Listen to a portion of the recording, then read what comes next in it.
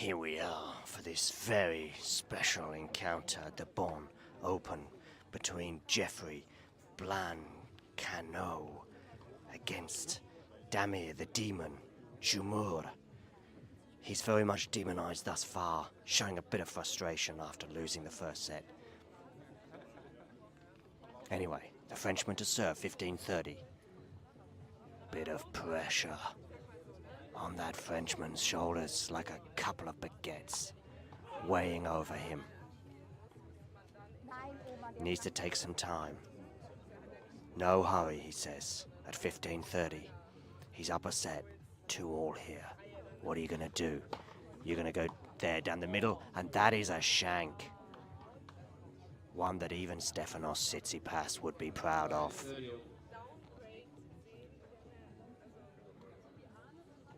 Get that towel, mop your brow, return to the baseline where you'll know it's 30-all. Screeches from the other courts. But they don't put this young Frenchman off. Look at him, prowling, brushing, questioning. Maybe they do put him off. He needs to be focused. It's 30-all, 2-all, tense times here at the Bon Open. Goes out wide with that, comes into the net, does the volley. Does he put it away? No, he doesn't. But he puts that one away, and his opponent, the demon, Damir Jumur, just cannot believe what has happened to him. I'll tell you what's happened. You've been flummoxed, and you've lost the point.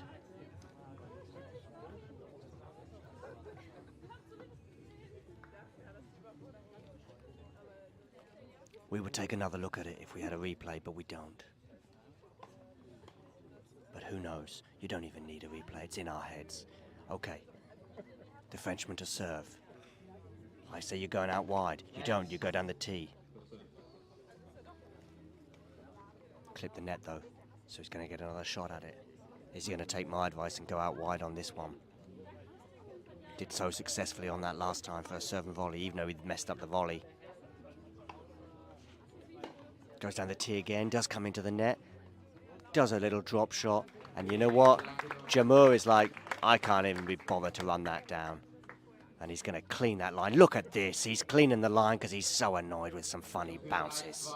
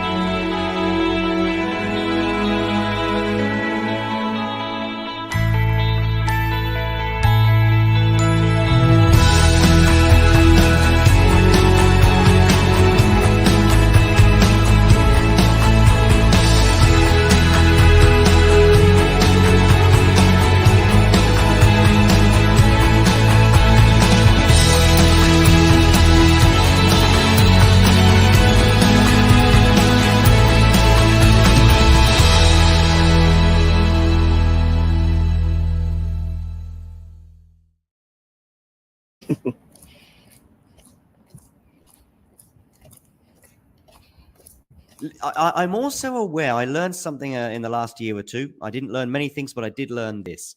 Iga Swiatek, she loves tiramisu, okay? And I also learned the meaning in English of tiramisu, which is to like lift me up, to cheer me up.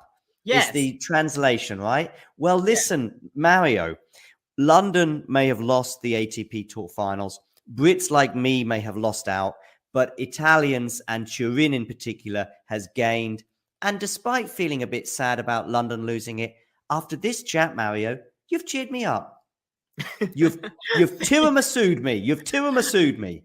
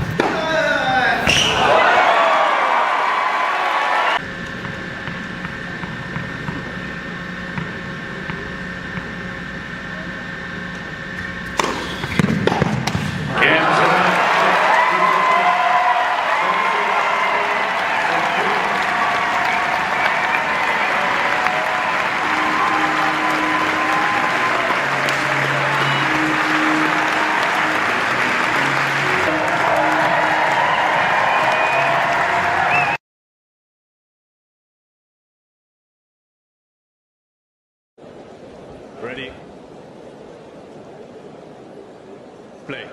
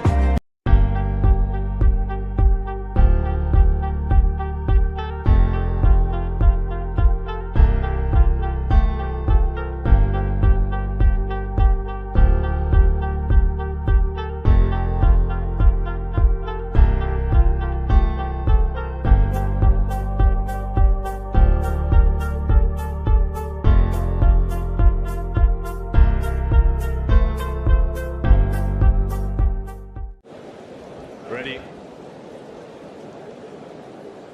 Play.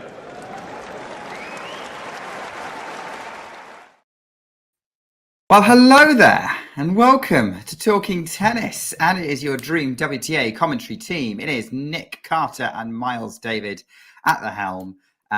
Miles, how you doing? You ready for this? I am ready. I feel like I've been watching a large quantity of Pegula matches the last week or two, and interested to see how this one looks today. Have you ever watched so many Pegula matches back to back?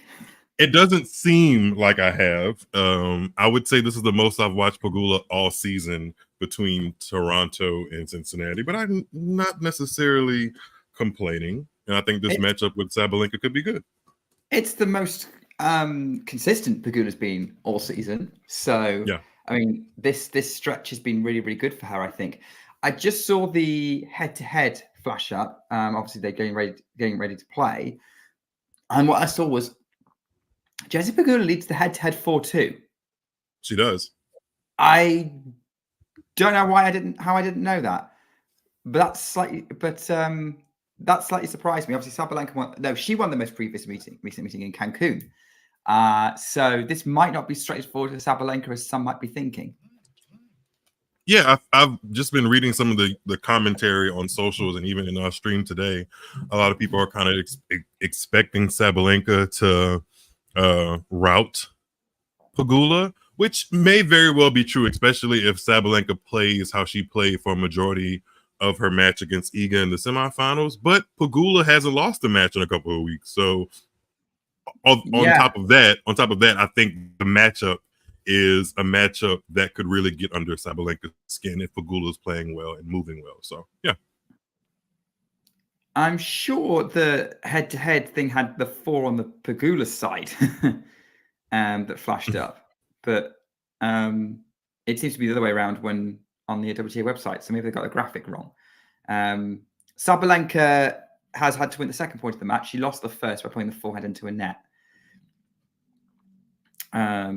But you know, as we're talking about like Pegula having a chance, you know, maybe this is one of those times where Nerlan is right in the chat.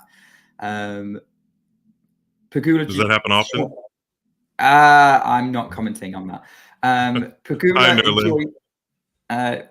enjoys pace. She's got a redirecting, says Schwarner, which I'd agree with. She certainly likes redirecting. She can certainly live with a lot of big hitters and kind of rally with them. I think the question then is, can she counterpunch, which is what Schwarner might be hinting at. But I guess that's what we're here to see. it'll be interesting to see what wins out today on this fast court, because I do think both of their game styles are advantageous to the fast court. You have the dictator in Sabalenka and the kind of counterpuncher in Pegula, and both of those styles are advantageous on the hard courts, which is why we end up with this final. I'm interested to see, I don't know, what ebbs and flows we watch throughout the match. Dave, are you supporting a player in this match, or are you staying neutral? And I hope that hopefully that your trip to the dentist is not made more painful. 30-all, Sabalenka Pegula. Not a straightforward start for Sabalenka right away, it has to be said. Yeah, tricky first service game. I look at the score and it's 30-all. But I'm all for that. I actually like when there's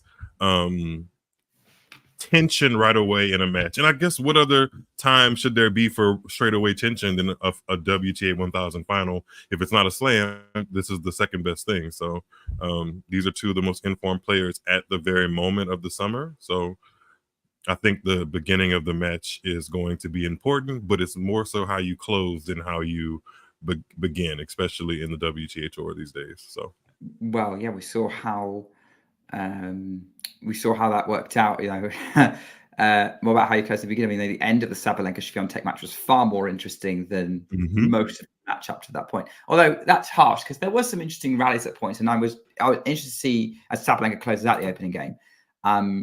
That Swiatek was trying to do something. She just wasn't living with Sabalenka's pace very well up until kind of after the last rain delay, and then it kind of evened out. Yeah. Speaking of rain delay, I think I have the Mason, Ohio weather forecast on my phone. Yes, Let me that's take the a right quick glance at location. it. That is the right location. Yeah, there's no rain, knock on wood, in the forecast today. So both women's finals that are happening now and the men's final later should go off without a hitch for a Monday championship day instead of a Sunday championship day. Hi, Ashley. And I don't think I acknowledged Super Dave in the chat from Austin, Texas, a place that is on my radar to go and visit and attend the WTA tournament if they keep it around on schedule for longer. I definitely want to go check it out. Yeah, absolutely. I know that it's pretty exciting over there. I mean, we've got plenty of American tennis coming forward. I think Pegula, let's have a look at how Pegula starts this match off, by the way. And little tentative on serve so far, but Sabalenka's just sliced a backhand into the net, so it's 15-all. I get the sense the players are just still kind of feeling out each other out at the minute and feeling way into the match. Yeah, because they haven't played since those wretched conditions in Cancun, and you don't really get a feel on anybody's game or how they're playing based off of that. If you go back and watch that footage, because that was more so just getting through the tournament because it was so thrown together, not necessarily an indicator. And then that was in October of last year. Some time has changed.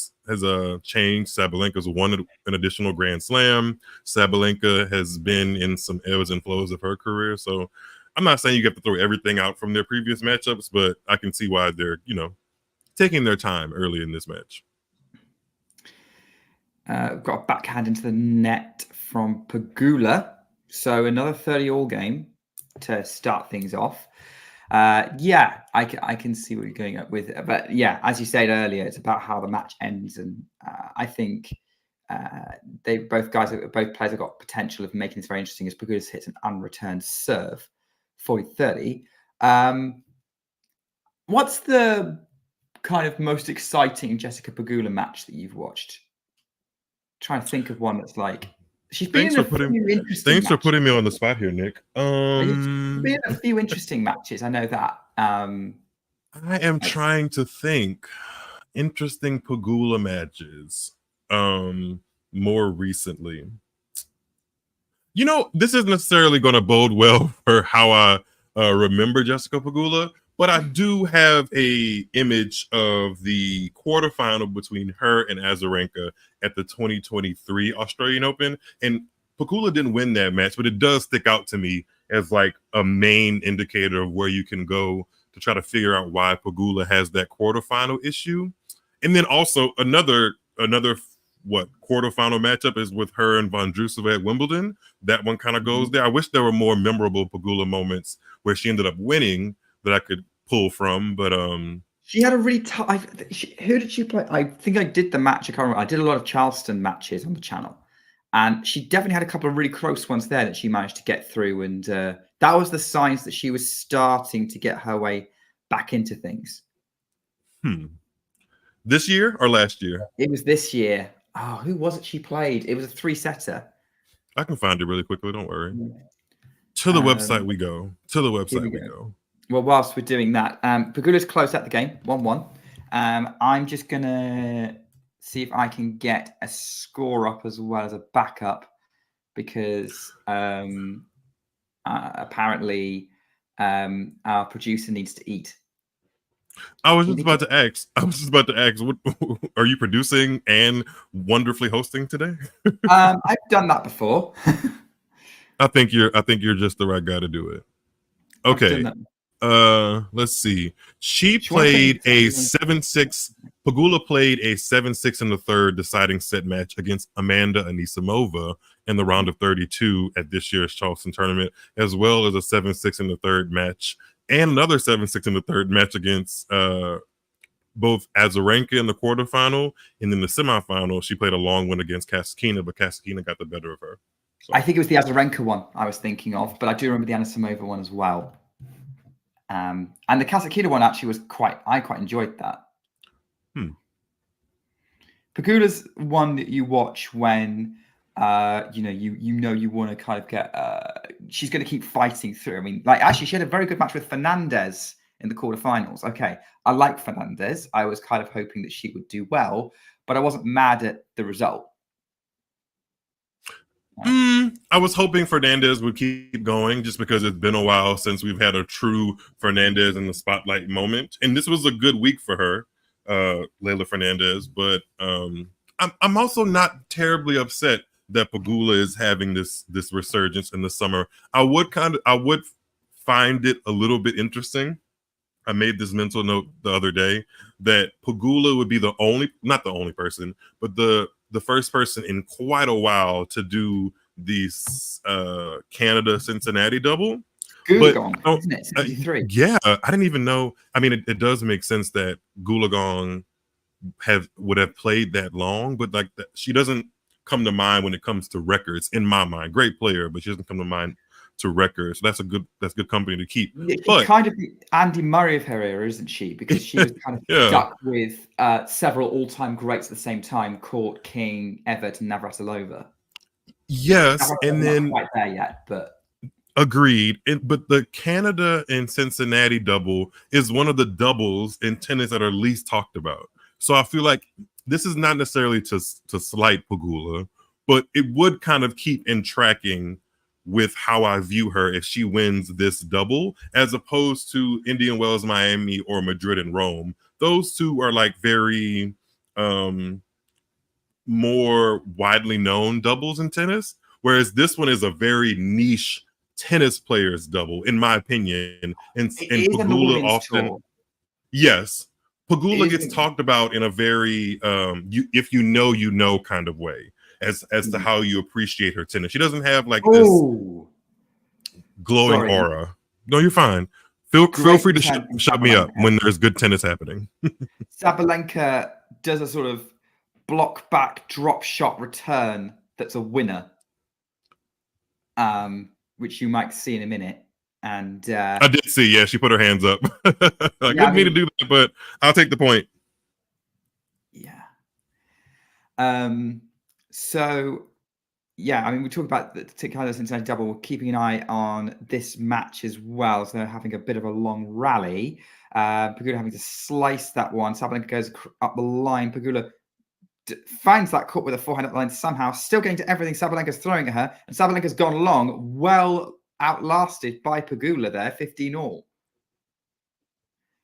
But to go back to the point we're making, I think we have to remember is, and like Courtney Newen pointed this out on Twitter, that the Canada Cincinnati double for the women doesn't really exist because after Goolagong won it, it disappeared from the calendar. Cincinnati wasn't on the women's tennis calendar again until 2004.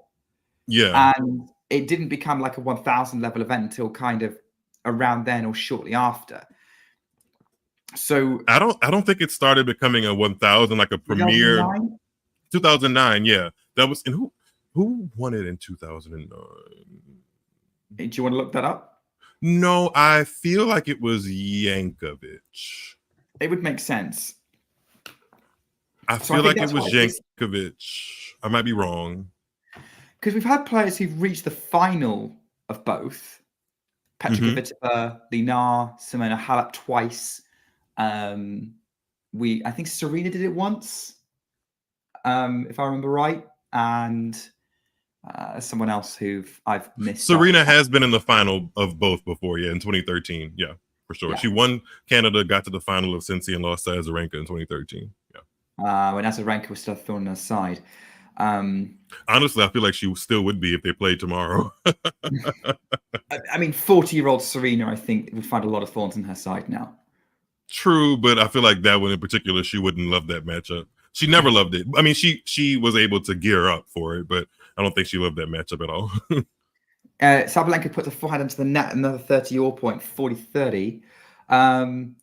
So I guess then, how crazy would it be? Because obviously we're talking about comparing Pegula and Goolagong. Goolagong has won 7 Grand Slams. Is it 7? Yeah, I think it's 7 Grand Slams. Pegula hasn't won any yet. How crazy would it be if she did the Canada Cincinnati US Open triple? In my mind, crazy. It's pretty crazy. I think Rafa on the men's side did that in 2013. It would be crazy if Pegula does it, because I just don't. She hasn't given me the evidence to show that she is the biggest of the biggest big match player. Is she a big match player? Yes. Throughout the WTA tour and even the first week of a slam, she is pretty consistent, pretty darn consistent, and it is impressive, and she should be acknowledged for that. But there is that second week at a slam that she hasn't really cracked the code on, and there's been a lot of evidence that she hasn't. So until she does that, it's hard for me to envision her lifting a trophy on the final Sunday of a slam.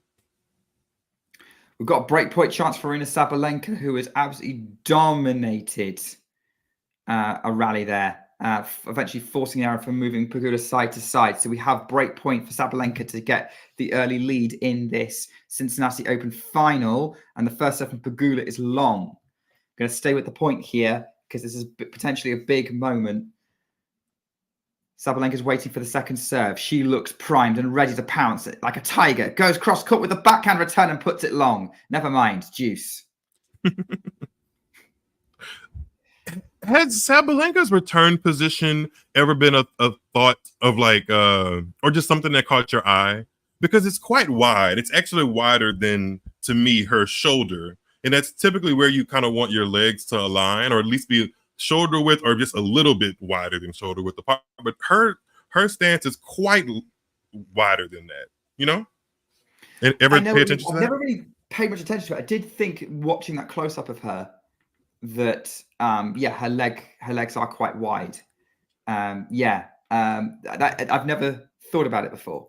Her return was on point against Swiatek. She's got another break point here to Sabalenka to try and convert Pegula nets. We have a break for Sabalenka, 3-1. I think she loves the conditions of these courts. A hot, sticky day on a speedy court that has Sabalenka's aggressive mentality written all over it. Very, very much so. 3-1 she leads. And I liked the way that she broke in that last game. Obviously, I know you were probably watching it as well, but you're watching that as well. So give us your thoughts. It looked like Sabalenka was able to find a way to dictate rallies and be a bit more consistent with finding the court. Yeah, she has that ability from pretty much the outset on serve or return. Pegula, if there's one attackable area in her court, is Pegula's serve, first or second, if Sabalenka really wants to be aggressive. So for her to kind of really have the say-so from the beginning of the rally each and every time is advantageous to her, or advantageous for her, especially when you factor in the speed of this court all week. Something else that seems advantageous to her is she's very comfortable on serve at the minute. I think she held her last service game to love. And we can only put the opening game down to love. She's at 30 love already and very quick. very quick time. Yeah, which is interesting because if you rewind just a few short weeks ago, the week after the Olympics in Washington, D.C., her first couple of matches were some struggles, even on serve. It was a little bit of a reckoning back to the 2022 Sabalenka, maybe I should put this in underarm days. But she's worked out the kinks, and she's done it right at the right time before the U.S. Open. And you expect that, right? With recovering from a shoulder injury, you're going to be a bit rusty on that shot in particular. I think she was just rusty all over. She holds to love again, another ace. Yeah, it makes sense now that we've had the benefit of hindsight. But at the time, watching her early round matches at DC, I was like, "Whoa, this is quite jarring," because I thought that it kind of worked out. But then that also goes to show that she really did have, something serious going on with the shoulder that she had to work out, which is why she pulled out of Wimbledon. So I give her credit, and I like the fact that she's kind of righted the ship and really honed her game for a tournament that she has a great shot of winning. Yeah, I think I agree with that. I mean, what were your thoughts on Sabalenka's Toronto run? Because a bit of the same thing from DC. Scratchy, but enough of her balls went in. She plays such a high risk game. Granted, from the Sabalenka that I was first introduced to from 2018, 2019, it's less high risk than that, but it's still in the category of like aggressive big ball striking. And when she's doing that on her best of best days, when those balls are falling in, sometimes there's just not much our opponent can do. And she had enough of those days between DC and Toronto to work her way through the draw. And the more you do that, I think you get a natural confidence that, hey, these balls are of course going to fall in the lines because this is what I do. So it feels like that, coupled with the fast court I've mentioned ad nauseum now, she just feels comfortable. And that's what it looks like, especially in that semifinal yesterday against Iga, and then early on today against Pegula. It just seems like she's worked out the hesitation she may have had in her game. Controversial question: is Sabalenka a fast court specialist? Not necessarily a specialist. I think because her game is so aggressive and she has the ability to dictate from serve and return, she can do that on any of the courts these days because, a lot of them are homogenized. But I think if she had it her way, she would prefer a court to be a little bit more speedy than slow. Yeah, I would agree with that. I mean, that's where she's thrived. If you look at recent years, Australian Open, 2-time champion, very fast there. Obviously going Madrid is probably the weird exception to that because it's clay, but it's fast clay. I think what interests me actually is, I remember after that Australian summer that she had in 2023, as Sabalenka wins a point again for forcing an error from Pegula, 15-all. The 2023, we were all about, Sabalenka's really stepped it up. Look at all the work she's done on the serve. And then since that 2023 Australian summer where she was like out the blocks, best player on the planet at that, and for like that month, she's only won two titles, could be about to win her third since. We say only, but some players in that same time frame have won one or zero. Yeah, 1 or 0. So, and I can name them. So, maybe she is like there is some trade-off to having such a big game that she has. It's you're not always going to put those balls in the lines that you really need to drop to be able to dictate the way she does. And I feel like that's indicative of how often she picks up titles. Like she does pick them up at a decent clip, and when she picks them up, they're largely big, significant titles. But week in, week out, there's some ebb and flow to that. And sometimes you come up against a player like a Pegula or a Pegula adjacent that just outsteadies you. Funny comment. I'm reading you guys' comments on YouTube. Shawty said, Miles is such a fan of Pegula. This final was a treat for him. I can sense the sarcasm dripping off of your keyboard. Yeah, I mean, look, at least Ghosty's not here because that's someone who's a fan of Pegula. If anyone doesn't know Ghosty from the chat, as Sabalenka hits a blistering winner to get his game to juice, Pegula having 2 game points. Yeah, I'm reading the chat as well, and like it kind of goes really quick, so I can't necessarily reply to everything in real time. And like Miles is being being really really interesting right now. I think just want to reply to some things like Schwarner, has I think people use the term specialist, meaning they only win in certain conditions. Mm-hmm. I take specialists to mean they're very best in certain conditions. It doesn't mean they don't win anywhere else or in any other kinds of conditions, because if you're a good player, you'll win anywhere. But there's a certain, I think there are players out there who would prefer things to be a certain way most of the time because they'd win a lot more. Excuse my face, Nick, but Tennis Channel just put up a graphic that said Pegula just hit her first winner of the match. Wow. But yeah, Sabalenka on her good day can take the rack out of your hand in good ways and bad ways, so that you aren't even winning. You aren't even hitting winners. You're just reacting to what she's doing. So, yeah. But I do agree with your assessment, Nick, about specialty. It doesn't necessarily mean that you are, especially these days, maybe 20 years ago, 25 years ago, it may have meant that. But these days, if somebody calls themselves a specialist, it just means that's where they're most comfortable, and they also have the results to show that, like a Medvedev on a hard court, and some other players. Like they're showing a graphic here of back-to-back finals that people have on the WTA tour have done that. Jessica Pegula is now in that category. Simona Halep has done it. Serena Williams, and Simona Halep is somebody that I think of. I would say she's comfortable across all surfaces, but I do think that her game and her mentality specializes on the clay courts. So that's kind of how I would align specialists, Yeah, exactly. That's a perfect example. Like, yeah, Halep on a clay court, that's where she really comes alive. But she's got a load of hard court titles and a Wimbledon title. Yay. Sorry. I shouldn't bring that up with you in the room. It's okay. Can't change anything. I mean, I did actually watch that final with someone who has links to Romania. So it was a very Halep biased room when I watched that match. Hey, that's the thing about tennis. It's global. Everybody doesn't share the same sentiment about who their favorite player is and who they're rooting for. I mean, I'm sure there's players right in Cincinnati right now. Pegula is a American kind of through and through from Buffalo, New York, which is not that far from where they're playing. And I'm sure there's people in there that are rooting for Sabalenka to lift this trophy. So, hey, I mean, there will be. I mean, Sabalenka's definitely got a big following in the US. I know that. Yeah. Unless you are anti-grunter. Anti-grunters can't stand Sabalenka. Are there many anti-grunters left in tennis? You'd be surprised.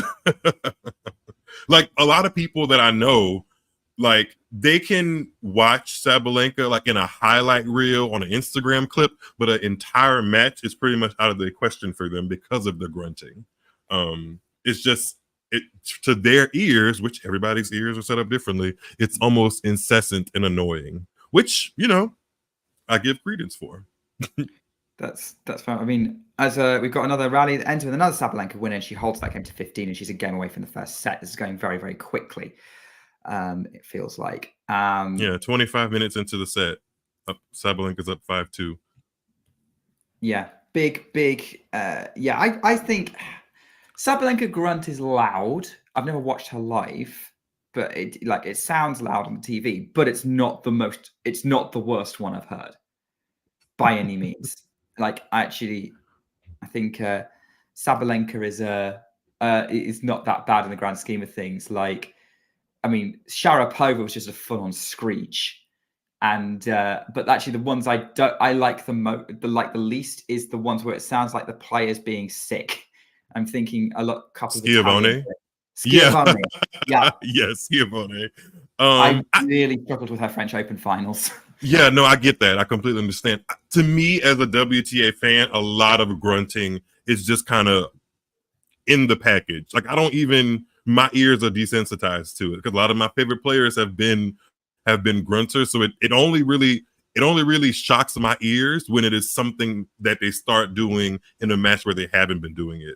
But Sabalenka can up the grunts. Like if you go back and watch, I think you would love this match, and I'm sure you've watched it. But if you go back and watch her match against Swiatek at the U.S. Open in 2022, there are clear moments where her grunting is louder than others because the moment is more stressful and probably tense for her. So yeah, she can get up there in full on screech mode, but I guess because of she actually has a deeper tone to her voice, and I guess you would quote unquote say most women do, and I think that is reflective also in her grunt too. So it's not a high pitched screech; it's just a very aggressive grunt.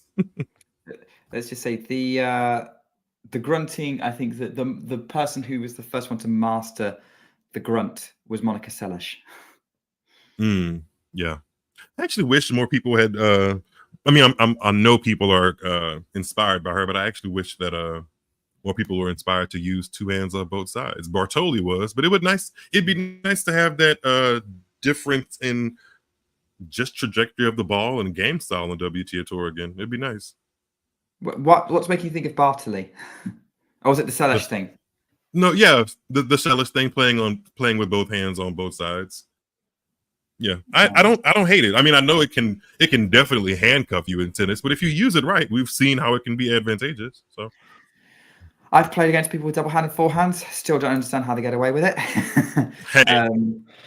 Yeah, I mean, I genuinely so I play in a local tennis league, and there's like one of the guys I play is inspired by Marion Bartoli in his game style. Yeah, you never know what really makes you think about your game. Like I didn't necessarily. I just rolled over one day and saw a bit of a play, and I was like, I kind of feel like her when I hit the ball because she's a lefty. The way she takes the cuts at it, I just felt like when I'm on the court, I tried to envision, well, how would Kvitova do this? We've just had Pegula's first comfortable service hold, by the way. Yes. Tennis Channel showing the average forehand topspin speed. Sabalenka's averaging 75 and Pegula's averaging 66, which is almost 10 full miles per hour difference. So that's why we're looking at a 5-3 advantage for Sabalenka with her serving to take the first set. You're right, Shawana. Bartoli was coaching a player at Wimbledon. Was it Yastremska? Oh, Yastremska. Yeah. Mm-hmm. That's from what I remember. Yeah, I think they were together. Yeah. Miles, do you want to answer Nerland's question, by the way? Sabalenka. Yeah, sure. Nerland, Nerland's asking, do you think it's realistic for Iga to change her forehand style or grip at this point of her career? If not, what adjustments can she make for her to be successful on fast courts? Honestly, I think it would be a little unrealistic for her to change her forehand style and grip because she has a massive body of work to show her that this forehand grip and style is a positive thing on the WTA tour. I think it would just be like maybe fast twitch reaction and footwork on a fast court can really make a yield of a difference, in my opinion. So maybe just kind of work on that. But then again, she's not bad on a fast court because she made the semifinals of this event. Yeah. I mean, she was tested. It definitely wasn't pretty, but she wasn't terrible. She didn't go out first round to Gracheva. 2 years running. She's made Dubai finals. Yeah. Made she won the US Open. Yeah, so she's definitely not bad on it. Oh, that was great. Was that on set point for Sabalenka? Set point, yeah. So first set point, Sabalenka gone 40 love, 40-15. Sorry, Miles. I do want to hear your thoughts on these things. But I think I just want to see the set get clear. Oh, absolutely. Closed out, and then hold your thought because I know you've seen Schwarty's question. I want you to answer it. Let's do that after the set. So hold your thought and then release. See if Sabalenka can release on this second serve. Taking some time before serving it. It's not as windy today in Cincinnati, interestingly, not like in recent days. Sabalenka gets the ball in play and a second serve unreturned. Game's first set Sabalenka, halfway to the Cincinnati title. Sorry to talk over you, Miles. Continue with your point. I do not feel talked over at all, Nick. I feel like we are doing the song and dance of a tennis broadcast just as we would do if we were watching this in Cincinnati live from the broadcast booth. It's completely fine. That was pretty workmanlike from Sabalenka. She did the things that she does on the court to make herself as aggressive and a darn good tennis player as she does, and Pegula couldn't handle it. So one set to the good. As far as some of the questions in the chat, thank you guys for being engaged in the chat. That always makes these streams really fun. Shawty is asking, Shawty, I want you to change your username because I know who this is, but everybody else might not. Oh, do we? Yeah, I know who Shawty is. They're a frequent flyer in the Tuned Into Tennis Twitter spaces, which I also appreciate. What's the difference between Iga's forehand grip and Coco's? The grip itself. I'm not. Granted, before I say this, I don't claim to be like some technique guru because I'm not at all. But from the grip standpoint, Coco's might be just a smidge more extreme, but not by much. They're both full Western forehand grips, which is a common practice across men and women tennis players these days. It's just that Coco's wrist fluidity is nothing like Iga Swiatek's wrist fluidity. She doesn't break her wrist the same way. The take back is different. The bottom half of her body is doing something almost opposite of what the top half of her body should be doing to create a more solid and sustainable forehand that Iga does. That's the best way I can describe it. Like the grip itself, how they hold it is not that different, but everything else is pretty different. It's more about swing through. Yeah, it's the swing through, how they prepare for it with their feet, what they do with the follow through. All of those things are very different. Joe, I don't necessarily expect you to keep up with these things, but I would love to get your thoughts because I think we had a little bit of an we kind of decided to agree on like how much Coco needs to change her game. We had a bit of an exchange on Twitter over it. But I would love to. I don't know if you saw the post Wimbledon WTA Weekly episode that we did with Murta Tunga, who is a pro coach. And we asked him about Goff's grip. We didn't ask him about the swing. Where is he from? I think I did watch it, but I need to know where is he from? Turkey. Yes, I did watch that. It was the Turkey that stood out for me. Yes, I did watch that. So he's from Turkey, and we had. If those of you who missed it, go and check it out because like this was one of my favorites. That conversation was just about after an hour into the show. It was probably like we were talking about Iga an hour in, and then I think we got to Coco about an hour and 5 hour 10. And I asked him about the grip and whether Coco needed to change it, and he basically said no. Same for Iga, because fundamentally that's what the game their game is based out of. Now I haven't asked him about the swing, but I think he made some interesting points around sort of the grip the player decides to get comfortable with. Their game kind of builds out from there. So I'd be interested in sort of hearing your thoughts on that conversation if you ever decide to revisit it. The quickest thing I can say is actually a segue or like a link to this match because Lindsay Davenport is calling it. And I've heard her say many times that the reason, especially more so on the WTA tour, that women have such extreme grips like that is because they are shorter in stature than a lot of the men that play on the ATP tour, and the ball jumps up higher. And in order to really control a high ball, that's where that grip is the best. A low skidding ball that's like really below your knees is not great for that grip. But when everything is high for you, when you're short and you're learning and you're a junior, that grip is doing wonders for you. But when you mature and players are playing more linearly. You know what I mean? Yeah. Linear, I can't get it out. But yes, like that grip can kind of yield its ugly head because things aren't bouncing as high. Oh no. Sorry, I thought it was a double fault from Pegula. It's not. You're fine. On a clay court, that's why we see Iga and Coco to even another extent shine on those clay courts because the ball bounces up higher for them. And that grip doesn't cause them any issues. That's definitely owner for Pegula. She's just nested a forehand again under pressure from Sabalenka during the rallies. What kind of grip does Sabalenka have? It's more traditional, isn't it? It's much more Eastern. Yeah, it's not as extreme. Yeah, I wouldn't say it's full Eastern, like throwback to Lindsay Davenport herself, but it's semi-Western because those are the three most common ones: Eastern, semi-Western, and Western. And you have a continental grip for your volleys and forehands. Your volleys and serves. Okay, you're seeing the stats. You're seeing the stats come up because Pegula's got 70% return points won. Sabalenka 40%. Sabalenka 88% first serves won. Very few players have any hope against her when it's that high. And frankly, Pegula doesn't need to worry about hitting 11 on 4 serves because Sabalenka's just dominating the rallies anyway.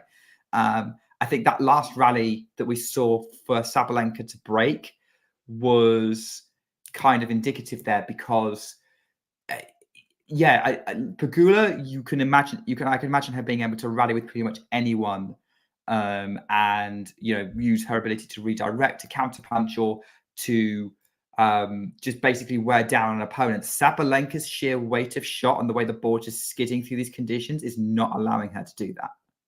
And I made this point the other day when I was doing Pegula's semifinal. Pegula hits a great, consistent ball from the ground, which is great to have in your arsenal, but it can definitely work against you if you're playing somebody like Sabalenka. If you keep giving them the same look on the ball, not different heights, she's going to just be playing batting practice with it, whether it's cross court or down the line. And if she's feeling good, that's always going to go one way for her. She may lose a couple because, you can't win them all, but for the most part, she's going to be dictating that if you feed her the same ball over and over again.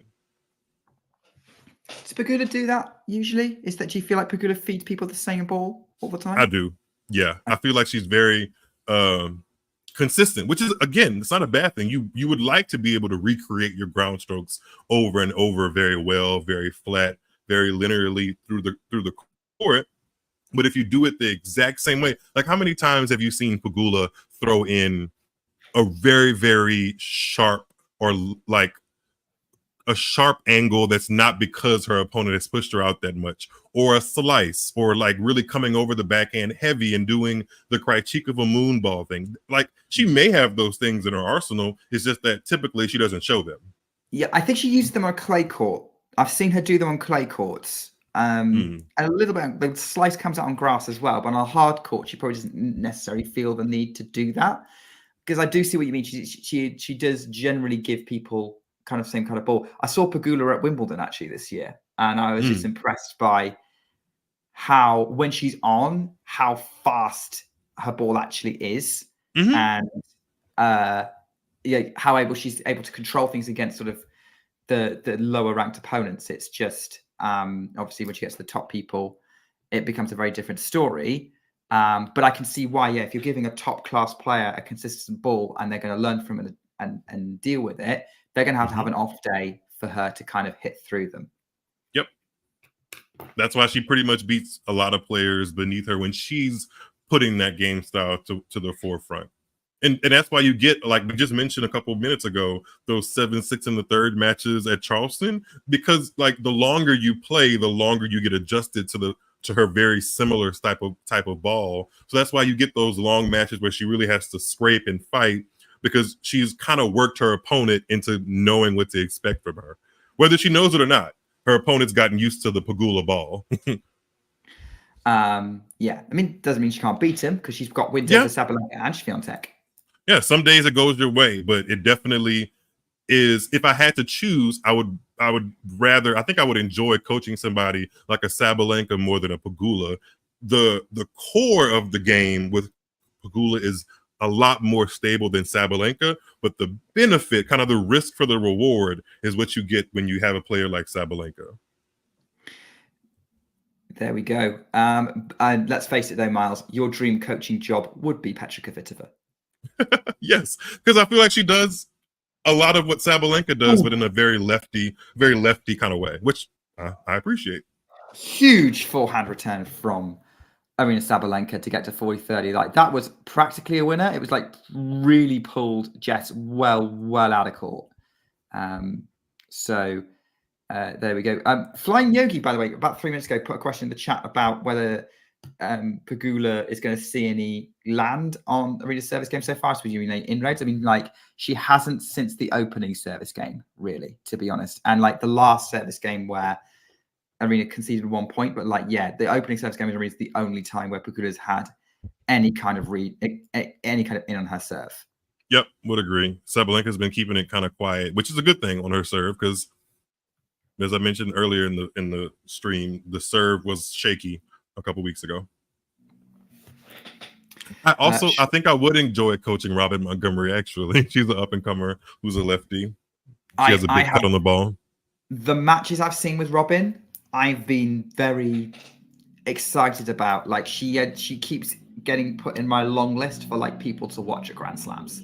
And she's in qualifying. It's a little, I feel two ways about her not getting a wild card, because like in some ways she's done enough to deserve one, but in other ways I think there's a lot of advantages for winning 3 matches in the qualifying and kind of getting your groove that way. So she's in qualifying this week. 3 years ago. Yeah. There was another question I thought I saw. Nerlin jokingly asked if I wanted to, if I could give everything up to see Benches return before the end of the year. Benches is a very pure ball striker, not necessarily with oodles of power, but she does time the ball impeccably well. I just can't say that like I think of her often. I was like, ooh, let me go watch that Benches match. It's her matchups shine her game shines depending on who the matchup is, where I feel like other people's games that I like shine almost regardless of that.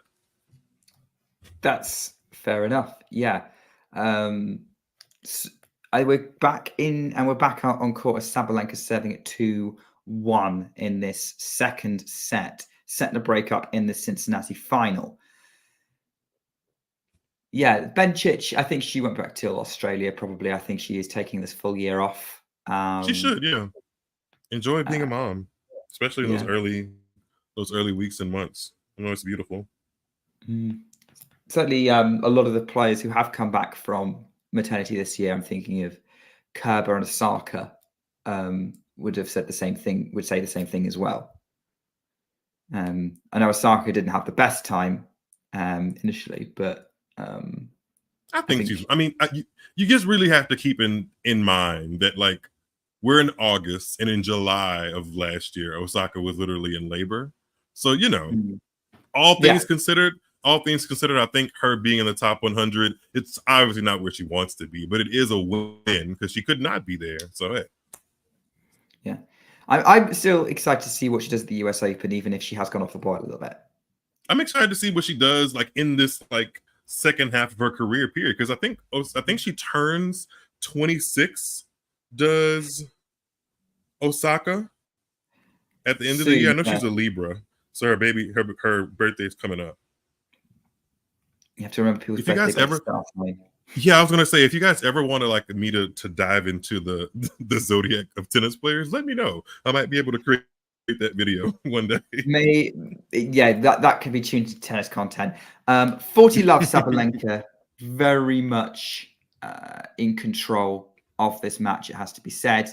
Another unreturnable, and Pegula is looking very annoyed. She's kind of talking to her box, but I get the sense that she doesn't feel like she can do very much with what's coming at her.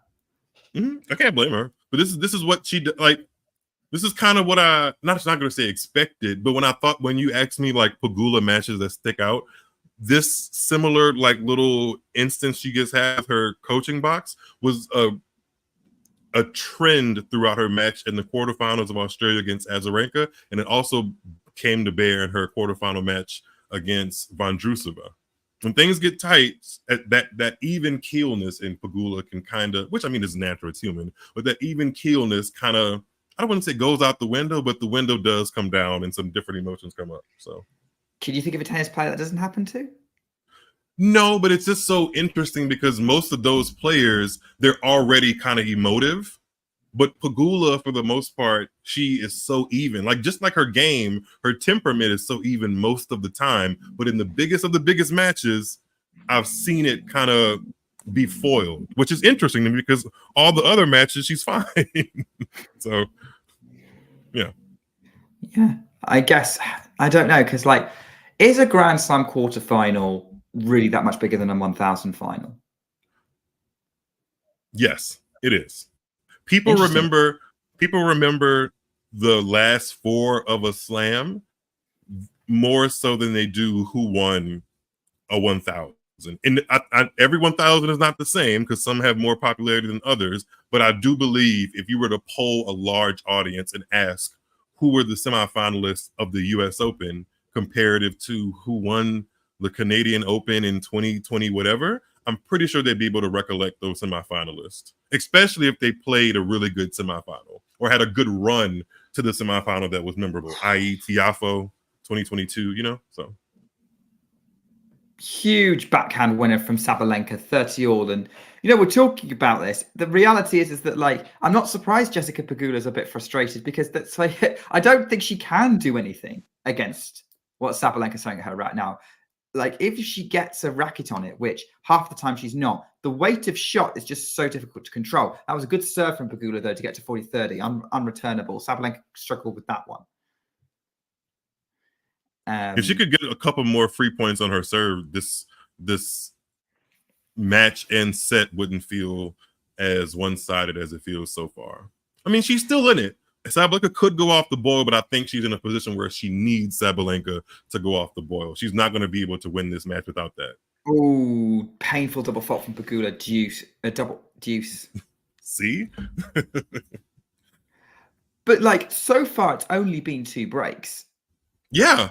But even like 2 breaks coupled with Sabalenka not having issues really on her serve, it feels like more than 2 breaks when your opponent is not having an issue on serve. Now, if Sabalenka or if Pegula was really in every service game, it would feel different. But that's why breaks are important, especially if you can hold your serve. Pegula takes a high-risk second serve that kicks up to the Sabalenka backhand, and the Sabalenka backhand isn't able to control it. It goes over the baseline. That was some good serving there, but I get the sense that Pegula is very much feels under pressure to do something with the serve to keep Sabalenka on the back foot as much as possible, because she knows she gives her anything like a neutral ball, Sabalenka's killing it, as Pegula does hold. So it's still only 1 break in the set, 3-2 Sabalenka. Yep. I'm glad that she processed that that kind of shouting match to her box. It wasn't a shouting match, but I'm glad she processed that, internalized it, and came up with some good serves to keep her in touch in the second set. Yeah, just having a check. Nothing. I don't think there's anything necessarily to respond to in the chat. They seem to be talking about Teenage Mutant Ninja Turtles, which is a great franchise, by the way. You know it, right, Nick? I know it. I never actually watched it. I never grew up with it. I'm not sure why, but there's nothing wrong with it. It looks a lot of fun. I think Michelangelo is the one that was with the orange accents. Was it D'Angelo or Raffaangelo? I have no well, idea. I know the colors. I can help you. I know the colors were orange, red, purple, and blue. I know one was Leonardo, Michelangelo, Raphael, and the purple one's name is escaping me. I can't think of it. Somebody tell me. I think they're all named after Italian artists anyway. No, yeah, but I can't think of the one that is the one that had the purple, and I can't think of his long weapon. Well, it looks like we've got Kadanudi, the umpire, kind of dancing along to the music there. I don't know what they're playing, but Kadanudi is also really good at de-escalating situations. When I think about like really feverish interactions with chair umpires, it may just be because of his voice. Yeah, it doesn't happen with him very often. It may just be a process of his voice being very soothing. But for the most part, if there is any drama on the tennis court, Kadanudi just lets it flow very nicely. I appreciate him for that. By the way, Clinton's got Donatello. Thank you, Clinton. Donatello was the purple one. Donatello, Michelangelo, Raphael, and Leonardo. Yeah. There we go. And then that's how everyone learned about Renaissance artists. We're into a rally here. Sabalenka tried to kind of serve and volley, but Pegula pushed her back and caught her in no man's land, and now they're into a neutral rally. Pegula slices there. Sabalenka counter slices, backhand Pegula into the net, 40 love. That was a chance for Pegula to kind of make something of that rally. But just maybe the slice didn't disrupt Sabalenka as much as she thought it would. Sabalenka's impressed me with that forehand slice that she's added into her game a little bit more, bit by bit. Like she did definitely incorporate a little bit more of a drop shot to get her to that first Australian Open title. But the more and more I watch her, obviously the major part of her game is big swinging. But, you know, when she's pushed, the forehand chop shot over the years has gotten better. Swana just brought up the fact that Sabalenka has 0 double faults, by the way. Yeah, which is crazy because, like, obviously Sabalenka goes for so much, and I know the double faults are not as bad as they once were, but they still pop up every now and again. But this just shows how well she is playing right now, how confident she is in both her serves. Yeah, great stat, Sean. Sabalenka is making her statement right now that, hey, I'm one to beat in New York. If you thought about it, then yeah, but watch this match, and if I play like this at the U.S. Open, it's going to take a hell of a performance to beat me. Yeah, backhand up the line winner from Sabalenka from Pegula after knocking her back with a return. And Sabalenka's looking for the double break here. Gets a returning play for this Pegula first serve, and she's teeing off that forehand there. Still going right, find a slice from Sabalenka, trying to slice the forehand. Does not work. She was off balance, and it's 15-all. But yeah, on your point about sort of being favourite for New York, I think she definitely would put herself top of the list. Typically, not every year, but more years than not, even throughout the last 20 years or so, the champion of the US Open has won one of either Indian Wells, Miami, Canada, or Cincinnati. Mm-hmm. With only with like a minority of cases where there's an exception in the same season, which is an interesting thing. So, like, if you're going to look for your US Open favorites, you got to start with that list. I think if you're looking at U.S. Open favorites, you look at the semifinals of Cincinnati this year. I mean, yeah. Paula Badosa would be the most unlikeliest because she's the lowest ranked out of the 4. But Sabalenka, Sabalenka, Pegula, and who was Sabalenka's semifinal opponent? Grunting. Oh, Iga, yeah. Sabalenka, Iga, and Pegula. Pegula's actually held to 15. She actually came through that service game pretty well. That was a good one for her, yeah. Yeah, like she's keeping herself in this set. Like, let's not completely write her out. Like, right now, it's going to take a dip from Sabalenka to not go her way, but Pegula's keeping herself kind of in the mix. But yeah, I'd agree with your assessment that you have to look at the 4. And look, obviously, let's face it, if Sabalenka gets the job done, then you've got that kind of overlaps with both of us. But Badosa wouldn't shock me if she ever won a slam. I think she wouldn't have done before the injury problems, especially after when she won that Indian Wells title. But I guess now when there's all this question of like, can she push through the pain for 7 matches? That seems like a big ask. Yeah. Than, her talent. Badosa winning 7 matches in a row without some kind of physical ailment seems like a stretch. Pegula winning 7 matches in a row at the biggest of the biggest event seems like it just not even seems like it. She's proven that she hasn't been able to do that. And then Iga and Sabalenka have proven that they can win on hard courts, one, and that they're great, amazing players. So I think Sabalenka currently is just a little bit more of an edge to get to be a favorite at the U.S. Open than Iga, but Iga's right behind her. So. Yeah, would you? I mean, yeah, over at Iga, regardless of the match, yeah, probably, given the conditions is slightly favor the way Sabalenka plays slightly more than the way Iga plays.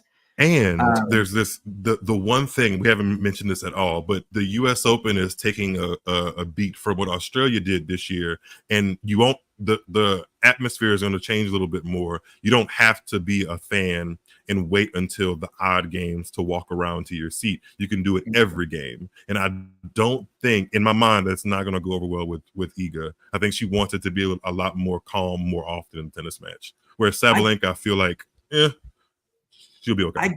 I think it's going to depend. I think it depends on sort of the match that they're playing.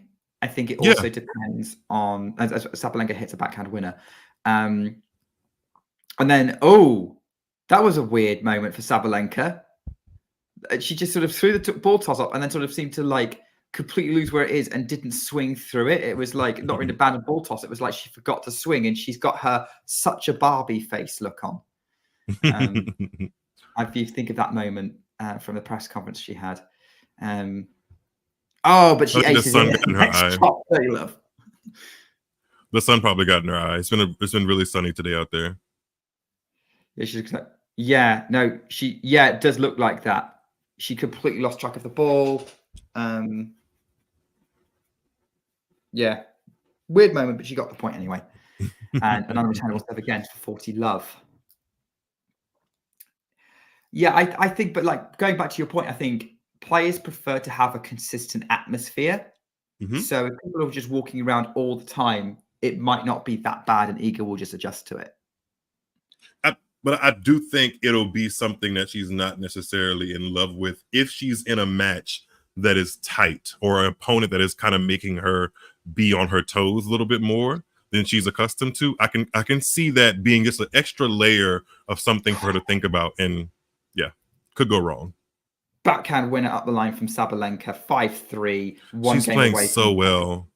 She's playing so well. I mean, you can't not admire Sabalenka when she's playing like that.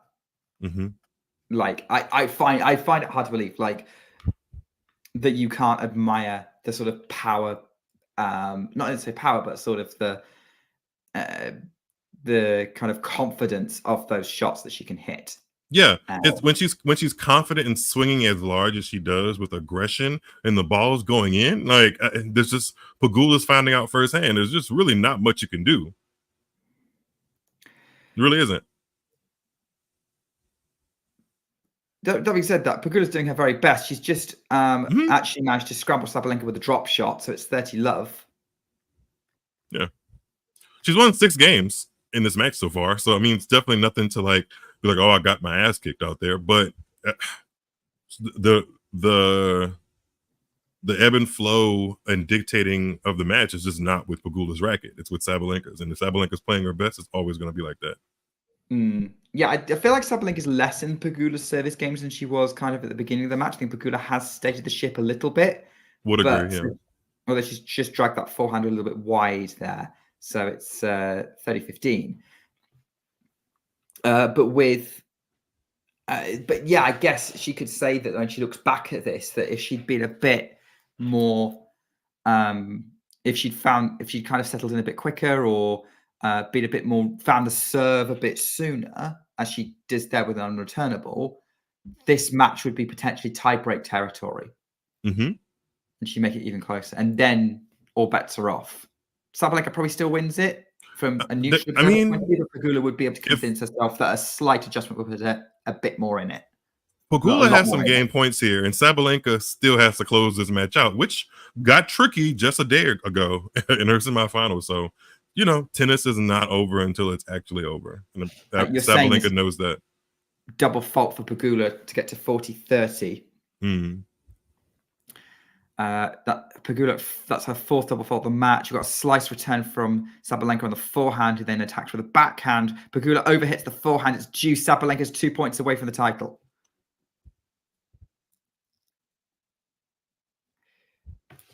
Big moments here in Cincinnati, potentially. And I think Nerland's question's already been answered in the chat by the producer. But yeah, Emma Raducanu is in the top 100. She was in the top 100 after Wimbledon. She gets into the US Open automatically, so she's playing. Yep. Would have liked to see her play at one of these tournaments, though. Yeah, I guess we'll have to see. It's one of those things that we'll say whether it's a good idea or a bad idea after the US Open. Sabalenka, it's one of those things. What? Sorry. Sabalenka pulls the forehand into the tram lines, and it's 5-4. Sabalenka's going to have to serve this championship out. No, I was going to say, like with the Raducanu situation, we'll find out whether it was a bad idea for her to skip these tournaments and not play qualifying. She did play DC, and she got some wins. She actually lost to Badosa, so it's not like she hasn't played in months and months. But I would have liked to see her try her hand at qualifying for at least Toronto or Cincy. And if not that, then I don't see why it would be a bad idea for her to be in the Cleveland draw that's happening this week as we speak. Her ranking would have qualified her for that, and it would have been a nice tune-up. Whether she like played and finished all of her matches, it would have given me a better idea of how she's playing instead of having to go a couple weeks back to DC. But at least DC is something. and she didn't play terribly there. So hey, yeah, I guess as what I'm saying is like we'll find out whether it was a bad idea for her not to do that after the US Open. Like if she gets the 4th round again, we're going to be saying, oh well, it didn't matter. Like maybe it was a good idea for her to be fresh. If she goes out in round 1, then we're going to be going, well, she should have played qualies and got some matches under her belt a bit closer than Washington. She's also she's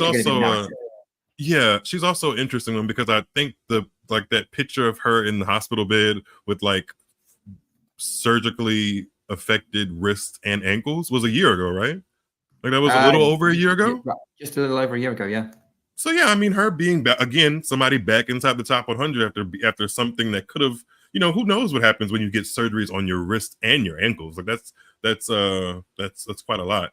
Her being back in the top 100, it could be worse. I know that's hard to kind of digest for some Raducanu fans, but Sabalenka, nervy forehand into the net, love 15. That's the first forehand I've seen her hit for a while that didn't really have a lot of confidence behind it. Didn't really hit through it. Answer producer's question, by the way. I think Raducanu's served for it. I don't remember her having match point, but it was a very close match with Badosa in Washington. And I think, if things had gone slightly differently, she could have been the one holding that trophy instead of Paula. But that's a tangent because we've got a very tight first serve from Sabalenka that's gone off the top of the net and well out. Love 15, second serve.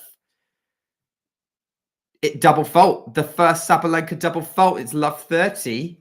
What is happening? Like, is this Sabalenka in closing out matches? She always has to make this difficult for herself. She does. I like when she does this little thing right here. Like, oh boy. I remember you at the 2023 Australian Open, Miles, because we did the stream together with Ashley. Hi, Ashley. Who's in the chat now. And we did call that final, didn't we? Wow. Yeah, I remember you were so like invested. I'll say invested in that match. Yeah, I really wanted Sabalenka to be a Grand Slam champion. She did everything else pretty much. So huge forehand cross court from Sabalenka that hits the line, and that backhand's just too good. She could have placed it anywhere. She went cross court. Pegula had no hope of running that down. It's 15-30. Obviously, we've got a stat in the chat from the producer that Sabalenka's not won a 1,000 title since Madrid last year. She's not won any title since Madrid last year. No, Australian Open. Any tour level title since Madrid. 8-month, 7-month-ish drought. 7-month drought. Hey. Yeah. But she's in the mix now. She's up the line with a backhand. Pegula's scrambling that in. Short. Sabalenka's sliced forehand. Oh, that was brave. It was really close to the line, but she gets the point 30-all. She's locked back in now. That was very brave of her to kind of switch up because she could have come over that shot with the topspin forehand, and she didn't. Thinking out there. Yeah. But that's also one of those shots that she had missed it. It'd be like, what were you thinking? So yeah. Double-edged sword. I said slice. It was kind of more of a drop shot in the end, but still worked. First serve missed from Sabalenka. Absolutely knife edge time. 30-all second serve. We're into tense game territory here. Tense. Very tense. And she's abandoned the second serve. Ball toss. She abandons it. That one she's got a bit more of a serious face on here. Game face on for Aryna Sabalenka. Oh, there's some noise now. She's getting distracted. Shaking her head. She's tight. Yeah. Second serve delivered. Pegula scoops it up. Forehand Sabalenka cross court short. Forehand Pegula lifted up. Forehand.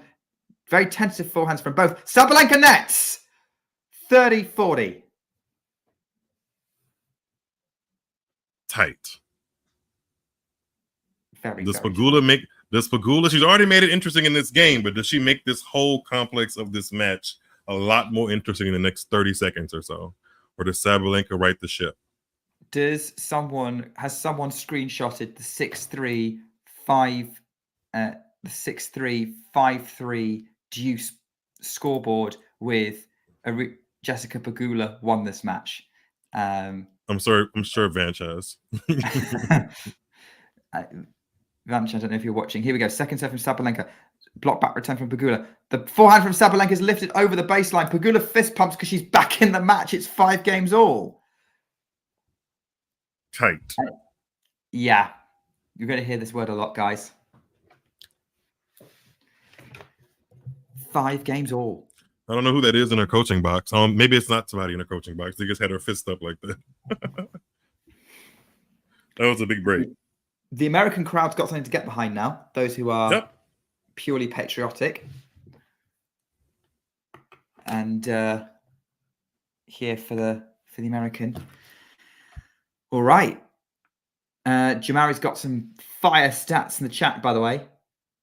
Before that game, Pegula only won 4 return points. I'm assuming just in this set. And then Pegula just won 4 return points to break for 5-5. But Pegula just double faulted to open her account in this game. We're not going for tight here from Miles, though. Love 15. I think things are just resetting a little bit, but I wouldn't be surprised if Sabalenka does what a big champion does and kind of digs in here. There's a let cord from Pegula. First serve up the tee. Forehand right in the middle of the court. Sabalenka's going to tee off on the inside. Out forehand. What a winner. Nice. Right near the line. Pegula's looking at it going, are we sure? It was. It just grazed the line according to the electronic line coding, which is not faultless.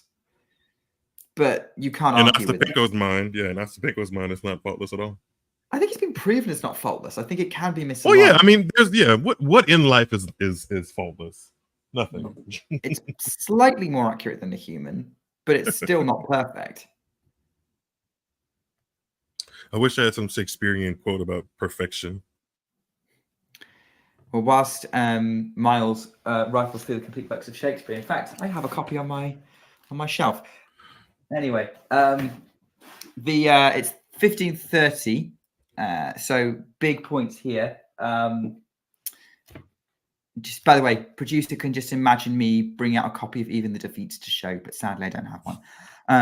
Forehand from Pegula up the middle of the court, and Sabalenka shanks a forehand.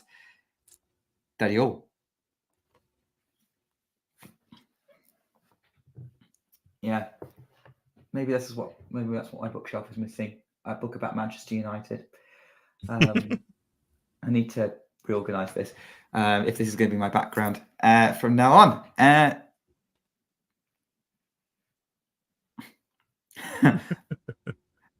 Please, nothing.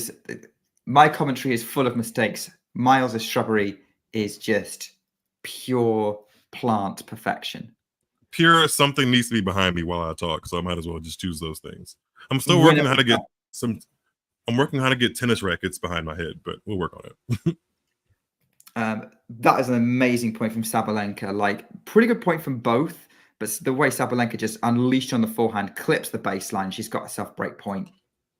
Tennis is amazing with this score system. That's why I don't really care if matches go best of 5 sets. You can have so much drama because of the way the score system is set up.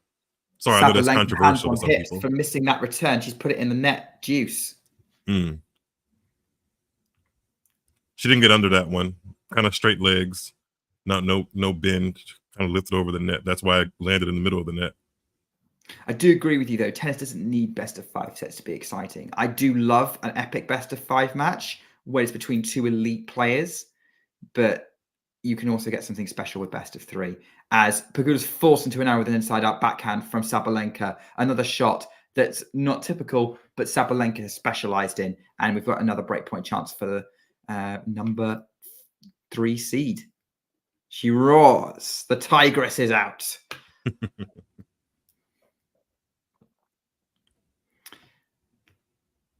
She just leans so much on that backhand. I love to see it. She leans very well on it. Has Pegula really hit the 0 forehand winners? I guess we'll find out. Backhand cross-court from Sabalenka on the attack on the second serve. Goes up the line with the backhand again. Pegula's really scrambling everything back, and she goes long under pressure from Sabalenka, who breaks and is going to have another bite of the cherry to serve this match out 6-5.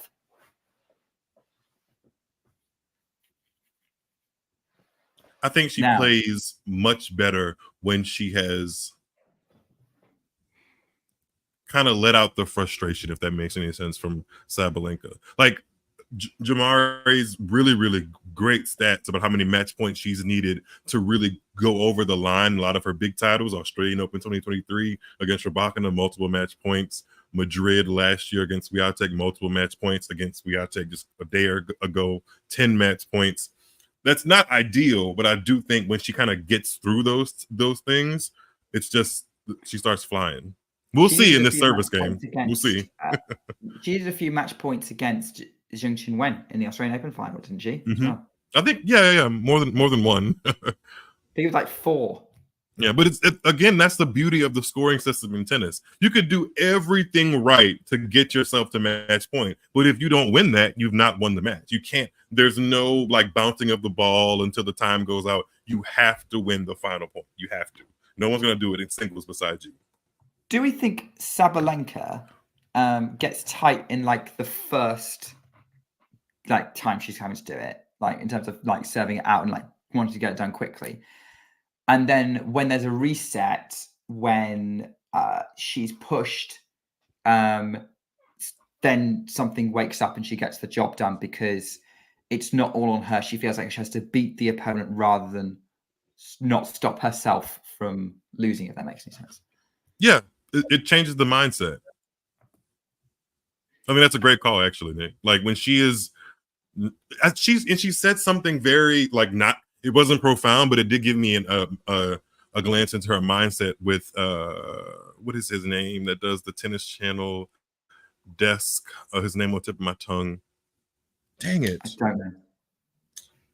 15 love, by the way, from Sabalenka, who again just completely battering Pegula with huge ground strokes that inevitably eventually either get through or force an error.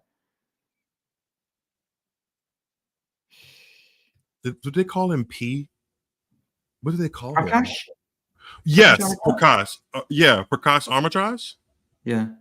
Yes, Sabalenka was talking to him directly after that semifinal, and she said that in tight moments she's not thinking. it's purely instinctive and reactive, and I think that's why you get some of her best tennis in tight moments where she's not having to think about controlling her game. She just lets her game do her thing, and there's going to be some errors with that because that's just how she plays. But when she's instinctive and doing those aggressive things, you get a good Sabalenka. Great serve from Sabalenka. 30-15. It's an ace. Sean, I don't think Sabalenka qualifies if she wins the title. I think she's going to be on the verge of qualifying, though. She's like virtually qualified. I think she'll be there, though. Yeah, it's a matter of time. I think she just needs a decent US Open run and she'll get yeah, and she also, I think the WTA has implemented that similar ATP plan where if you've won a slam and you're in the top 20 in the race, you automatically qualify regardless of if you're top 8 or not. I think which is about freaking time they did that, to be honest. Yeah. Championship points. Sabalenka again cruising to this on this point. 40-15. Let's see if she closes this out. How many championship points is she going to need? 40-15. First serve is wild. Well out. Trying to go up the T serve. So now the T word is on the tip of Miles's tongue. Let's see if it's needed. Second serve. Pegula on the attack, mid-court. First forehand from Sabalenka is brutal, and Pegula can't pick it over the nets. Sabalenka raises her hands. She only needed the 1 championship point. Job done, as Sean is saying in the chat. She is the 2024 Cincinnati champion. And maybe, just maybe, no, not even that, maybe, to be honest, she is now the red-hot favourite for the US Open. What a performance all week. I don't think she's dropped a set. She didn't look like losing to anyone. And credit Jessica Pegula for making it a little bit of a contest and keeping it to a break per set. But let's face it, there was no one winning in Cincinnati other than Aryna Sabalenka this week, Miles. With those court conditions and the way she was able to play controlled aggression for a week and a half or so in Cincinnati, like you said, she makes herself a clear favorite in New York, having made the final just last year, enjoying the atmosphere of New York. She is one to beat. If she can keep it together like she kept it together in this final, even when Pegula pushed back, yeah. If I'm making my draw, she's she's in championship weekend. You would put her in the championship weekend for pretty much any slam at the minute. I mean, she's super consistent across like all the slams, as we know. Like, I think only the shoulder injury stopped her from making the French. Don't want to put down Andreeva's performance, but I think Sabalenka's problem gave her an opening. But yeah, I would say I would agree with you. Like, anyway, like you would be foolish not to put her in your final four for any slam. And then the question is, well, then does she go on and win it? And at the US Open, there aren't any. I think that Swiatek is going to be breathing down her neck. But absolutely. But Sabalenka is going to be the one that everyone's going to be watching to see how serene her progress is. Of course, this is Aryna Sabalenka, not Serena, as Jessica Pegula thought. Is that what Jessica Pegula thought? Maybe she felt like she was playing her today. Who knows? Did you not see her post-match interview in the semi-finals? No. What did she say? I didn't see that. So Pegula misheard the interviewer. So, she was like, so she beat Badosa, and the interviewer was like, so you're playing Aryna in the final, and Jessie misheard her and thought she said Serena and did a double take. I was like, wait, I'm playing Serena in the final? Well, she is one of the few people that knows what that feeling feels like. She lost to Serena in a 2020 final, so she's actually the last person to lose to Serena in a WTA final, right? Yeah. Not bad. Something to tell your grandparents about. I mean, to your grandchildren. Your grandchildren. I was the last grandparents. Yeah, because that was Auckland 2021 or 2020? 2020, pre-pandemic. We hadn't realized how crazy the world could get when Serena won that title in Auckland yet. Okay, so Serena never won a title post-pandemic. No. Shame.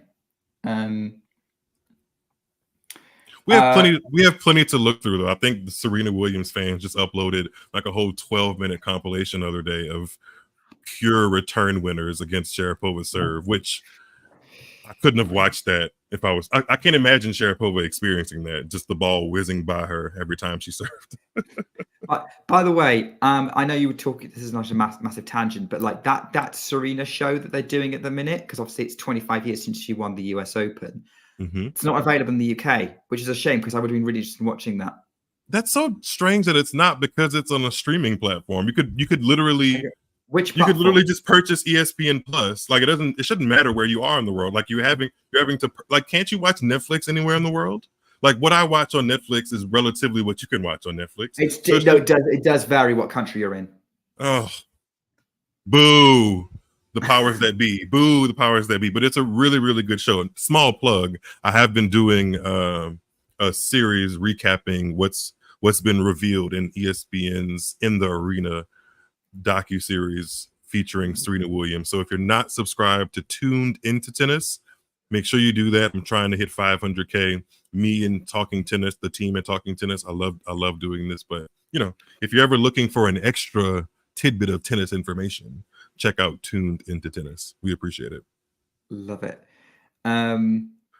So by the way, I think Nerlin asked a question about who Sabalenka lost to at Wimbledon. She didn't play. She was injured. So, and I think someone else in the chat made a point that Sabalenka probably could have won Wimbledon if she played it, if she was fully fit. Because, I mean, maybe Krejcikova could have sprung a surprise in a final or something. But Krejcikova probably feels like she's still on cloud 9 because she probably didn't expect to be a Wimbledon champion. But as far as her U.S. Open lead up, has she played anything?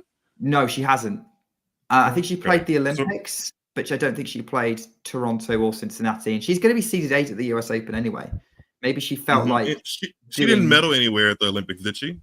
She didn't medal in doubles. She went out I think she lost to Schmeichler in the last 16 in the singles, and then she went out to the Andreeva Schneider combo in the women's doubles in the quarters with Siniakova. Swanner, that's a good one. Krejcikova was playing pickleball this week. A lot of tennis players are playing pickleball. Not my favorite thing to play, but It's clear that Krejcikova has decided, like Sakari, to just go into the Olympics, to the US Open as fresh as possible. She has nothing to defend. Krejcikova may have lost first round of U.S. Open last year too, or thereabouts. I know Sakari lost first round because there was this drama with her smelling cannabis or something of that sort on the back courts. But neither of them have nothing to defend. So I guess they feel like, hey, it's the last Grand Slam of the season. Let's go in there and play the kind of tennis that I know I can. If it works out, great. If it doesn't, then it's been a pretty good season for me all around, I guess. You guys don't remember when Sakari was complaining that some of the courts at the U.S. Open smelled like marijuana? I remember that. Okay.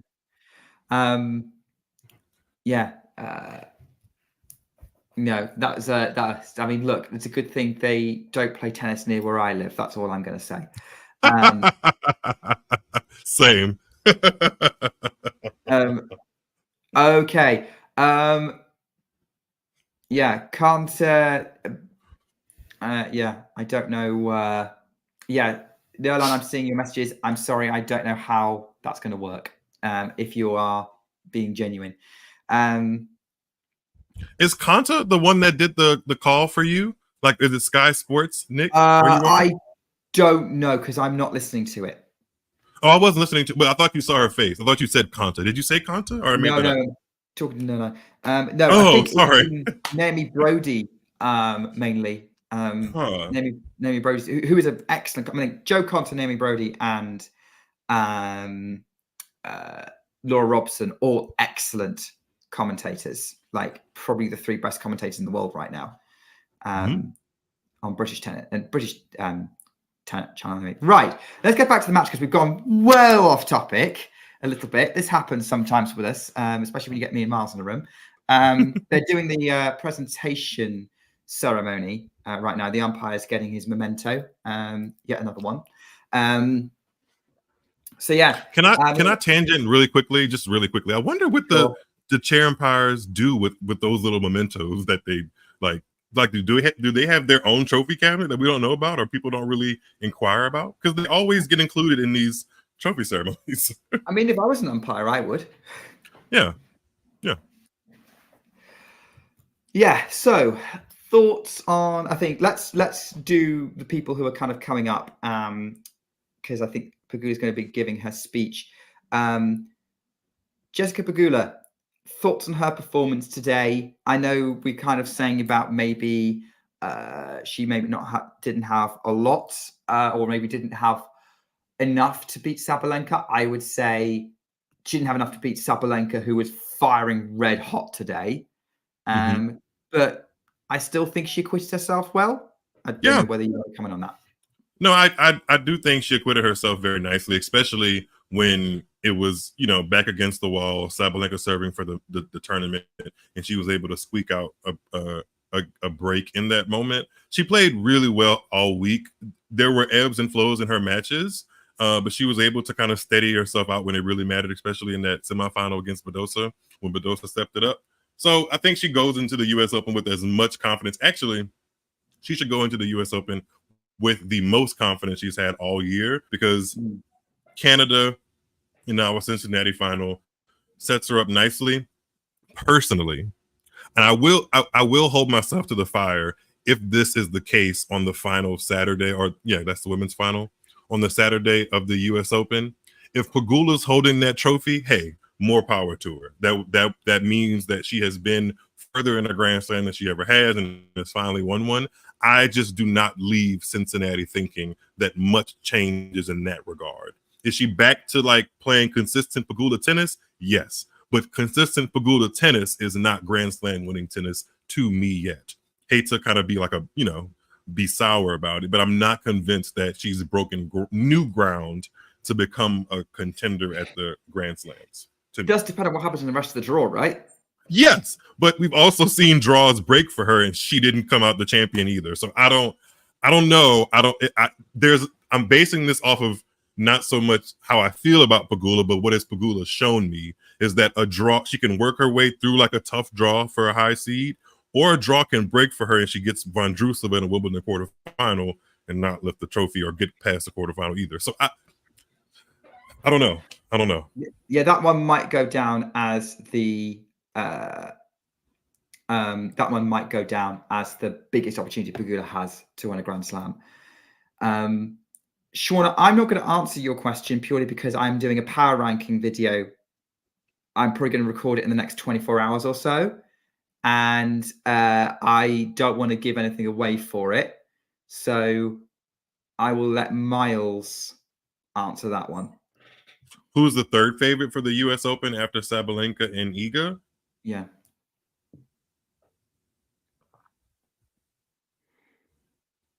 By the way, Sabalenka's picking up the trophy right now. She's not lifted above her head yet, but she's cradling in her arms like a precious child, and she's now giving her. I like this trophy. I like this new and improved vase that Cincinnati gives out. It's really it's more modern than the old one.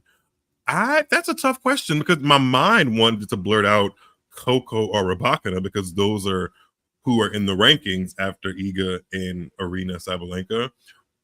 But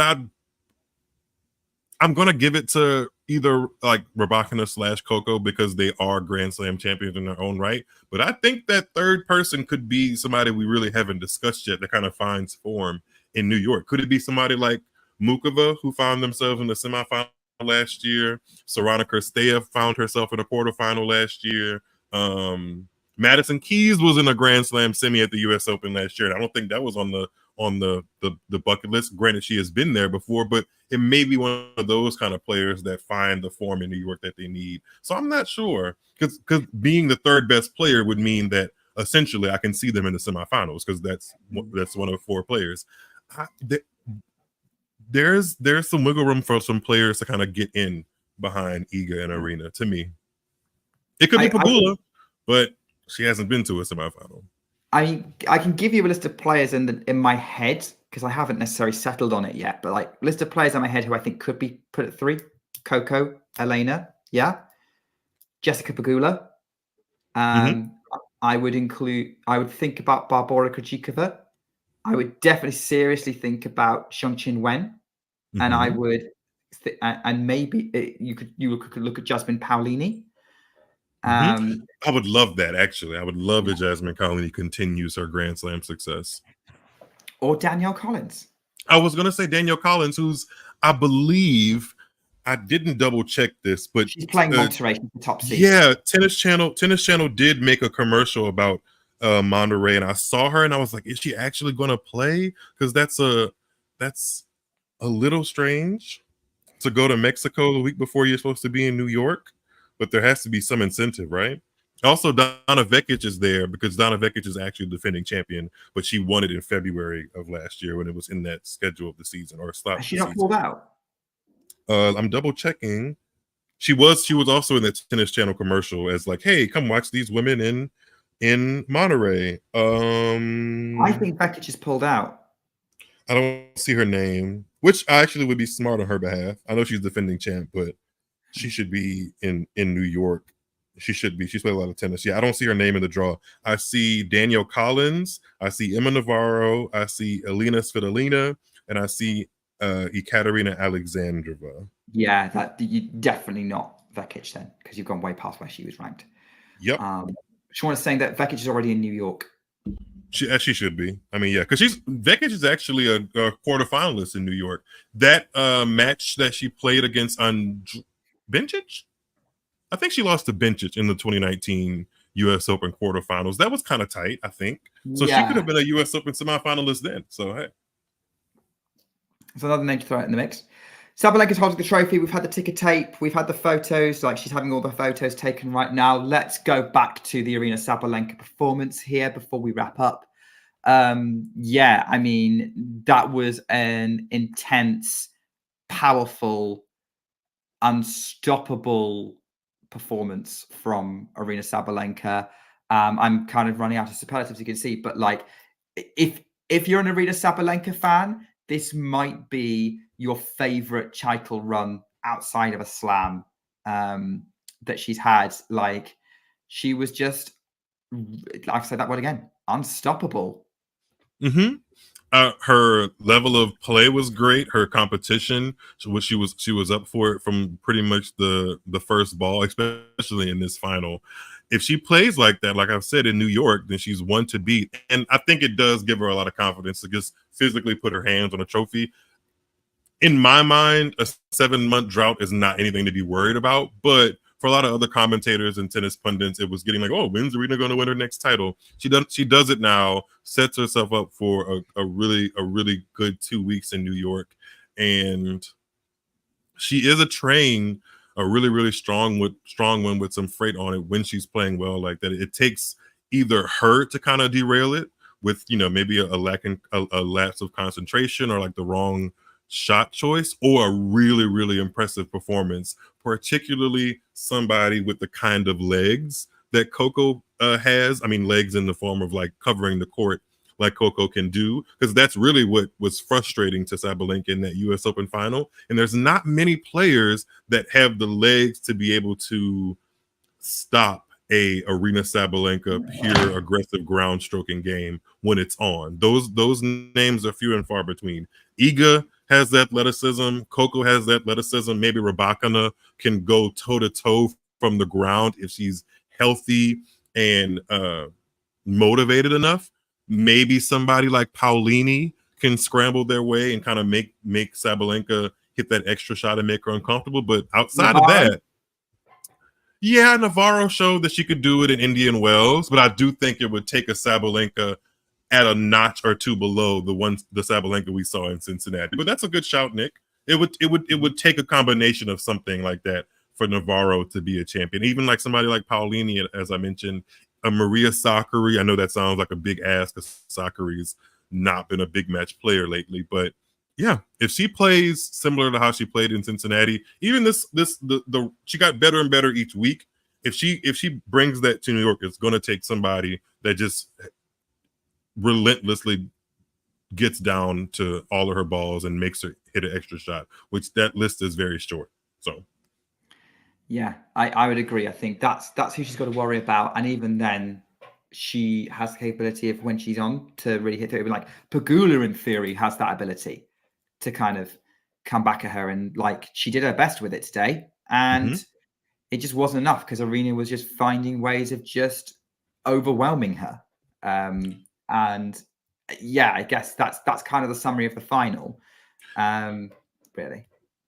Is there any, I don't know if this has been like talked about amongst tennis fandom yet, but is there any way Sabalenka leaves New York as the world number one? Or I don't think so. I think Swiatek is secure. Because Iga does have post-US Open points, like a WTA year-end finals, Beijing. Yeah, I think the ranking becomes more in question for the WTA finals. Let's say Sabalenka wins the US Open, she'll close the gap to Iga by a lot, but just getting the live rankings up now, because that's going to be easier to work with than the official ones, because obviously we haven't factored in Aryna's title yet. But obviously Aryna's defending finals points from the US Open last year, so she can only gain 700. Iga is defending what's a fourth round. 200 and something. Yeah. It's a weird, the WTA ranking system is a bit odd. It's 270, I think. So yeah, Aryna is now 2,679 points behind Iga going into the lives. So they will lose Aryna, even if Aryna gains 700, even if Iga went out first round, it'll close the gap, but it wouldn't. She wouldn't overtake her. So speaking of gap, there's quite a large gap between what Andrew Krasny does as far as being a tennis MC and the rest of the tennis MCs that I hear throughout the year. He's always a good voice to hear in these North American tournaments. Andrew Krasny, if you know, is a frequent MC and presenter in tennis, and I like Andrew Krasny, but I cannot say that I don't want his job, because I do. Hey, good job to have. ATX Open, Hyle Miles, David. Hey, if you need somebody to help introduce players and facilitate a trophy presentation, I can do it. There's a suit somewhere with my name on it.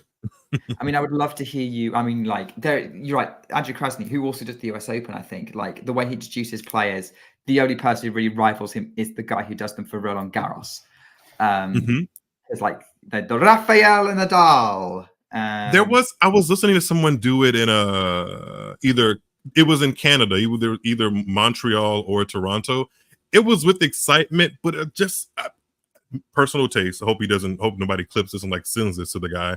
A little bit like WWE wrestling corny. Yes. Where like it was a little bit of that, which if that is your taste, by all means, like live it up. But I think there's a happy medium between like exciting or presenting somebody to a crowd with excitement and doing it in like a cheesy way. There's a happy medium. If I was doing it, I would go full WWE. Just want to say. Really? Okay, that's fine. Hey, I mean, but there's an audience for that. There's an audience for it. I don't think I could pull it off. I'd have to do my own kind of more excitable way of doing things, but I would be trying to hype up the person as much as possible. Our producer is funny. He said he would like to see it, and Halep wins the title. Believe it or not, I would have the professionalism to not let my personal opinions bleed into the presentation. But you would be able to tell. But I would know in the back of my mind. I would know. Yes. I mean, look, let's face it. No one's hiring a Serena Williams fan to go anywhere near a certain group of players. I don't think that's fair. I don't think that's a fair statement at all, actually. I think a lot of Serena fans are able to do a lot of different things in tennis. It's just, Serena's an icon, so that comes with I wouldn't hire an Iga Świątek fan to go near Danielle Collins right now.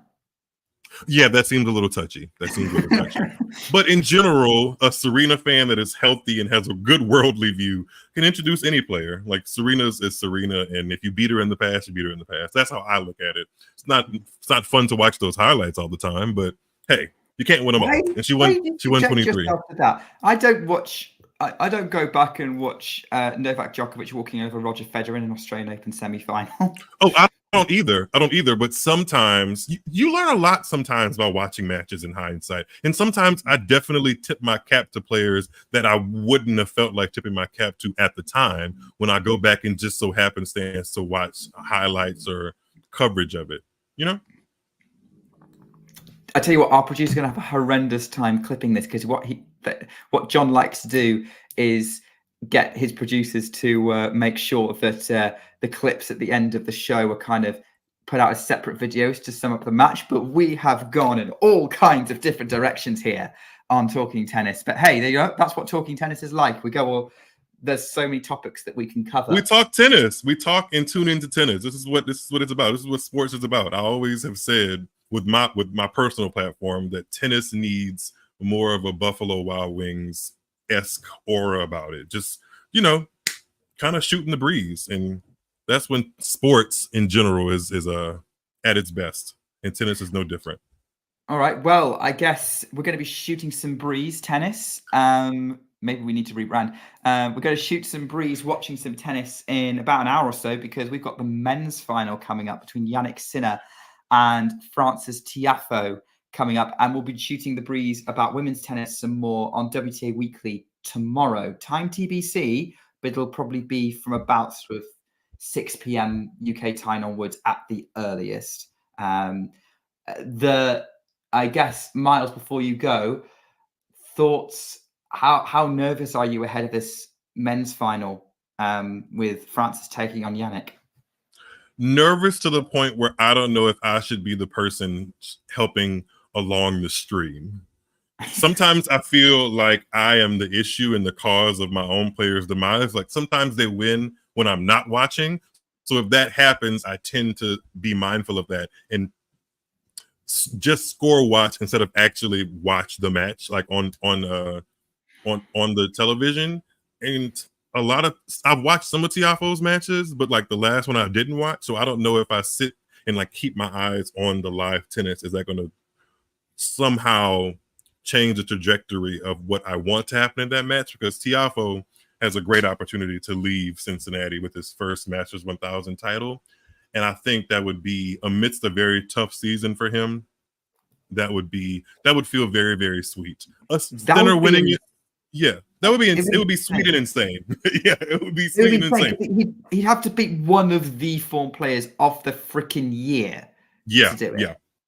Yeah. I'd love to see it, but I mean, if Sinner does it, he continues having a really, really amazing 2024. But Tiafoe, I mean, the list of winners in the last, just in this decade alone, of men who have men who have lifted Masters 1000 trophies, and you're like, kind of, where did that come from? That list is growing. Popyrin just did it last week. We have Pablo Carreño Busta, Alexei Popyrin, Cam Norrie, Borna Coric, Holger Rune to a certain extent when he won Paris Indoors. I don't see why with that list of players you can't add in Frances Tiafoe, but he has to go out there and play the tennis to win it. So, with the exception of Holger Rune, they weren't playing the number one player in the world. True. I mean, okay. Djokovic wasn't number one when Rune beat. Was he number one? It's still Djokovic though, yeah. Yeah, but it's Djokovic, yeah, and like he was kind of handicapped because he couldn't play some of the season. So, I think that, I think that's the thing that Francis is going to go, because like Sinner probably shouldn't have won that match against Zverev. But he somehow pulled it out the bag, and now I'm thinking he's quite dangerous. I mean, I love Francis. I really would love to see Francis with a 1000 title. I'm just very pessimistic that this is the opportunity, that this is a big enough opportunity for him, not because of anything that he's going to do, because he's a big match player and he's going to bring it on a big stage in a final against the best in the world. We saw that against Alcaraz and Flushing Meadows 2 years ago in the semis of the US Open. But I do wonder whether, like in Flushing Meadows, Jannik Sinner might have just that little bit too much extra. Yeah, there's some things going against him in this match against Sinner, no doubt. Like, Sinner is the overall better tennis player, especially if we just look at this season, right? But Tiafoe does have a win over Sinner in the not so. It's been a while. It was 2021 Vienna, but part of the reason that whole match turned around for Francis is because he was able to use the crowd.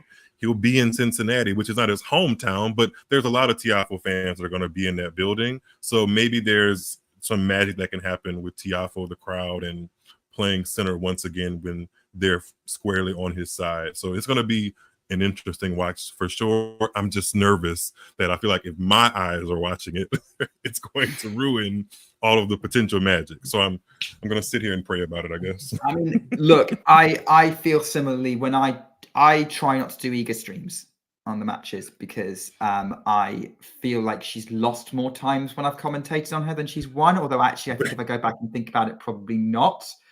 But I after the Roland Garros final in 23 that I did, I was like, nope, I don't think I would be able to effectively contribute to this moment. Let's just say that Talking Tennis, I'm grateful that Talking Tennis allowed me the platform to come on and do these live streams when they did, which was WTA Finals 2022, which effectively is post Serena Williams' career. If you guys had asked me to to live stream some Serena Williams matches, I I'd be a little beside myself. Yeah, so there you go. There's some it'd be interesting, but I'd be beside myself. Some lessons learned here. Well, we wish Francis all the best against Jannik. Later. That's going to happen. There will be someone bringing us that match. I'm not 100% who yet, but hey, maybe we can make it a surprise for when it happens.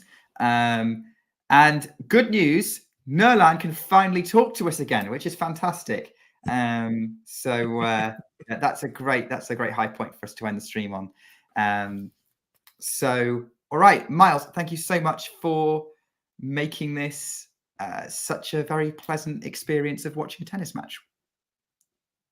Always fun talking to you, Nick. Love when we can talk about some good old WTA tennis. Thanks again for our producer and Talking Tennis for allowing us the platform. And thank you guys for engaging in the chat and the comments. Always fun to see what you guys are talking about and joke and watch tennis with you guys. Always fun. Always fun. Well, I think I've given you a bit of a preview of what's coming next. If you like the sound of that and you are new, hit the subscribe button so you get notified of when we were going live for the men's final later, and when we have WTA Weekly tomorrow, ATP Weekly some point this week, and we will be doing all kinds of US Open build-up on the show, which I think will be very exciting. We'll probably have draw reactions. We'll be doing full ATP and WTA previews, and then we will be bringing you live commentaries and watch-alongs from, well, not directly from, but a lot. But we're here to watch the US Open with you guys. So we are fully gearing up for Grand Slam season. Let's get Cincinnati out of the way first. So I'll see you in another stream soon. But in the meantime, take care and keep talking tennis. If you enjoyed this video, make sure you hit that like button. Don't forget to subscribe and click that notification bell so you don't miss out on all things tennis.